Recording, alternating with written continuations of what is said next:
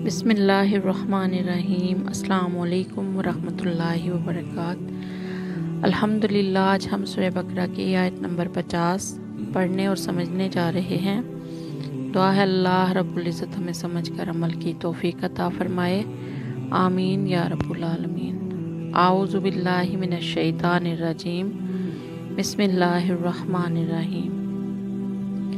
Wise फ़रकना, और जब फाड़ दिया हमने बिकुमुल बहरा तुम्हारे लिए समंदर को, वअंजयनाकुम फिर तुम्हें बचा लिया, वअगरकना और हमने डबो दिया, आला फ़िरऔन को, वअंतुम तंजुरून और तुम देख रहे थे।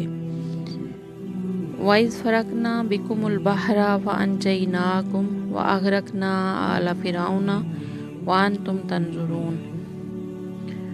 और याद करो जब हमने तुम्हारी खातिर समंदर को फाड़ डाला था, चुनांचे तुम सबको बचा लिया था और फ़िरऔन के लोगों को समंदर में गर्क कर डाला था और तुम ये सब कुछ देख रहे थे।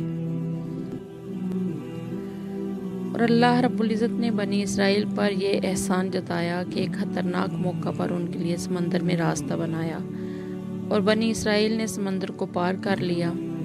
लेकिन जब फ़िरऔन और उसकी फ़ौज ने, जो बनी इसराइल का पीछा कर रहे थे, समंदर को पार करना चाहा और वो बीच रास्ता में पहुँचे तो समंदर का पानी दोनों तरफ से मिल गया और फ़िरऔन अपनी फ़ौज के साथ उसमें गर्क हो गया।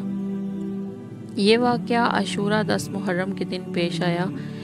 सैयदना अब्दुल्ला बिन अब्बास रज़ी अल्लाह अन्हुमा रिवायत करते हैं कि रसूल अकरम सल्लल्लाहु अलैहि वसल्लम मदीना मुनव्वरा तशरीफ़ लाए तो आपने देखा यहूदी अशूरा के दिन का रोज़ा रखते हैं। आपने उनसे पूछा, तुम इस दिन का रोज़ा क्यों रखते हो?